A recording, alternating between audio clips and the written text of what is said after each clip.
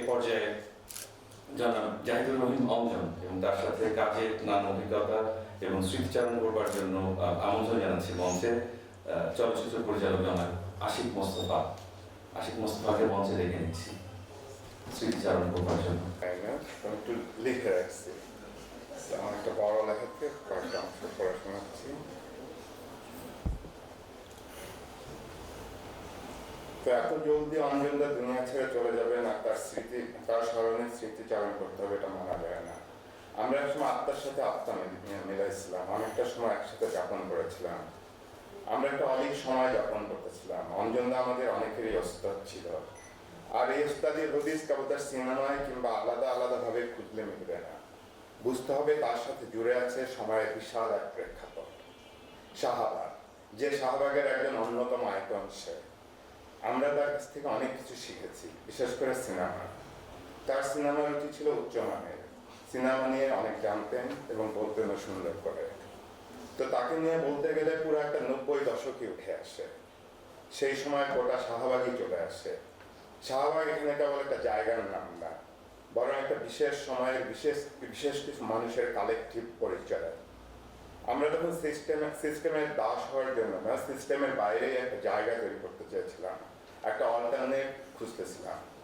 অপনিয়ম নীতি আর সমস্ত অচল প্রথা ভেঙে তৈরি করতেছিলাম শাহবাগ নামের সংস্কৃতি ও যাপনের সম্পূর্ণ স্বাধীন এক মনোজাগতিক উপদ্বীপ। ইউটোপিয়াই হয়তো ছিল। এই শাহবাগ এখনকার গালি খাওয়া শাহবাগ না, সে শাহবাগ আর নাই। তো সেই না থাকা শাহবাগে একটা দুইটা ঘুরে পাওয়া প্রজন্মের যে ভিন্ন চিন্তার মানুষগুলো এক অপূর্ব, অদৃশ্য, প্রায় অলৌকিক, অসামাজিক একটা ইউটোপিয়ান কৌম তৈরি করেছিল, তারই অন্যতম একজন প্রিয় মুখ জাহিদুর রহিম অঞ্জন। হয়তো সব প্রজন্মই এরকম হয়, তবু মনে করি 80-র শেষ থেকে 90-এর মাঝামাঝি পর্যন্ত শাহবাগ নামের জনপদে যারা হাজির হয়েছিল, বিশেষভাবে যারা আজিজ সুপার মার্কেটের সিঁড়ির চিপায় পাঠক সমাবেশের উছিলায় মূলত লিটল ম্যাগাজিন কেন্দ্রিক জমে ওঠা লেখকদের মজমায় সামিল ছিল, তারা অভূতপূর্ব ঘোরের মধ্যেই ছিল। ইচ্ছা হলে কবিতা লিখত, ইচ্ছা হলে কিছু না করত, একটা যেন স্বপ্নতারিত কালেকটিভ ঘরের মধ্যে ছিল সবাই। আমাদের সেই সাহিত্যিক দলেও ছিল অঞ্জনদা। অনেকেই হয়তো জানেন না, সিনেমার মতো লিটল ম্যাগাজিন কেন্দ্রিক সাহিত্য চর্চায়ও অঞ্জনদার একটা ভূমিকা ছিল। বর্গক্ষেত্রে আব্দুল হক নামের একটা গল্প লিখেছিলেন এবং একটা গল্প লিখেই অনেক প্রশংসিত লিটল ম্যাগাজিন মহলে। আগে পিজির নিচে সেলিম মোর্শেদ, তারেক শাহরিয়ার, তপন বড়ুয়া, খসরু ভাই এদের সাথেই বেশি আড্ডা দিতেন, আর মূলত শর্ট ফিল্ম ফর্মে। কিন্তু এর মধ্যে আমাদের আজিজের আড্ডারও একজন মধ্যমণি হয়ে যান। আজিজের একটা ব্যাপক আছর করতেছিল আশেপাশে সর্বত্র। এইখানে যারা আসতো তারা অফ ট্র্যাক সব বই পড়তো। অঞ্জনদারও অনেক পড়াশোনা ছিল, আমরা তখন অনেক নাক উঁচা ছিলাম।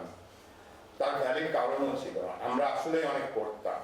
ইন্টারনেটহীন সেই যুগে বই পড়তাম, এক্সক্লুসিভ সব রাইটারদের। হুমায়ুন, সুনীল, শরৎচন্দ্র পড়াকে আমরা অত্যন্ত নিচু চোখে দেখতাম।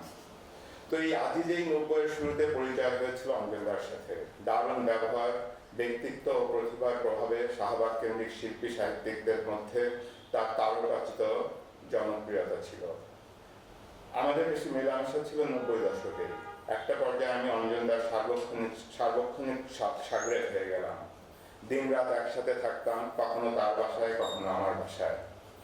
অঞ্জনদার সাথে মেলামেশার ওই সময়টাতে আমার নিজের সিনেমা বানানোর কোনো ইচ্ছা ছিল না। লেখালেখি করতাম, তাও খুব কম, কিন্তু সিনেমার প্রতি ছিল প্রবল টান, বিশেষ করে ভালো সিনেমা দেখা, সেগুলো নিয়ে আলোচনা করা। আমরা একসাথে কত সিনেমা দেখেছি, সিনেমা নিয়ে কত কথা বলেছি তার হিসাব নেই। অঞ্জনদা এক অর্থে সিনেমার খুঁটিনাটি বিষয়ে আমার প্রথম শিক্ষক। সিনেমা বিষয়ে ইনসাইট পেতাম তার কাছ থেকে অনেক। সে যেমন আমাদের প্রজন্মের একজন লিভিং চলচ্চিত্র শিক্ষক, বাস্তবেও পরে বিশ্ববিদ্যালয়ের চলচ্চিত্র শিক্ষক হিসাবে অনেক সফল হন। একাডেমিক ও নন একাডেমিক সব মিলে তার ছাত্র সংখ্যা অনেক। আমাদের ওই টাইম নিয়ে বা ওই টাইমের কাউকে নিয়ে কিছু বলতে যাওয়াটা আমার জন্য এক ধরনের কালেকটিভ বায়োগ্রাফির মতোই, যেখানে আমি আর ব্যক্তি আমি না, অঞ্জনদা এবং বাকিরা আমার বাইরে কিছু না, সবাই মিলে একটা নৈর্ব্যক্তিক সময়ের সাক্ষী। তখনকার শাহবাগ কেন্দ্রিক বোহেমিয়ান যাপনের মতোই একটা প্রথা বিরোধী রুচিবোধ তৈরি হয়েছিল আমাদের।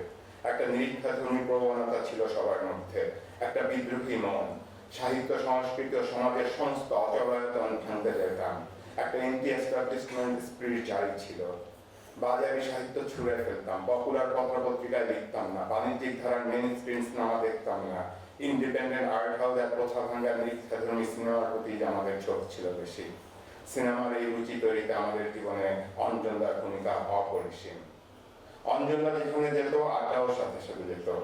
আলিয়াস ফ্রান্সিস গোগেন ইনস্টিটিউট, রাশান, অন্যান্য কিছু এম্বাসি কালচারাল সেন্টারগুলোতে আমাদের নিয়মিত বিচরণ ছিল, ছবি দেখতাম, আড্ডা মারতাম। আমাদের সেই 90 সালেই পুনে ফিল্ম ইনস্টিটিউটে ডিপ্লোমা ফিল্ম হিসেবে মর্নিং এর মতো একটা ব্রিলিয়ান্ট ফিল্ম বানিয়ে তাকে অপেক্ষা করতে হলো আরো 14 বছর আর একটা মুভি বানাতে। একটা স্টুডেন্ট ফিল্ম, 2টা ফিচার আর একটা ডকুমেন্টারি ফিল্ম, প্রায় 4 দশকের ফিল্ম ক্যারিয়ারে এই কয়টাই কাজ। তো এই যে অঞ্জনদার মতো প্রতিভাবান নির্মাতারা যে নিয়মিত সিনেমা বানিয়ে যেতে পারলেন না, সে অপচয়ের দায় কি শুধু ব্যক্তিগত, নাকি সমাজ ও রাষ্ট্র, বলা হলো সিস্টেমও দায়ী? হয়তো আমরা সবাই ছিলাম অতি সংবেদনশীল একটা ঘোর লাগা প্রজন্ম, আমাদের অপচয়